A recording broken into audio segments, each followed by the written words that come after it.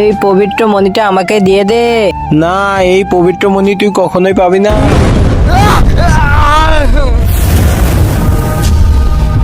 আরে পবিত্র দরজা এখানে ফেলে দি। কোথায় আছে মণি? মণি আমি এই পবিত্র দরজার মধ্যে ফেলেছি, যেখানে মানুষ ছাড়া কেউই যেতে পারবে না। মর তাহলে। আরে মানুষ, সে আমার কাজে লাগবে।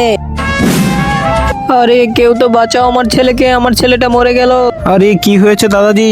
আরে আমার ছেলেকে একটি দানব মেরে ফেলেছে। ওই দরজার ভেতরে একটি মণি রয়েছে, ওটি ছাড়া আমার ছেলেকে বাঁচানো সম্ভব না। আমি এক্ষুনি এনে দিচ্ছি।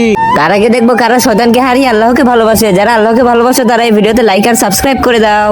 আর যারা শয়তানকে ভালোবাসো তাদেরকে লাইক সাবস্ক্রাইব করার দরকার নেই, আর কমেন্টে আল্লাহু আকবার লিখে যাও। এই নিন দাদাজি।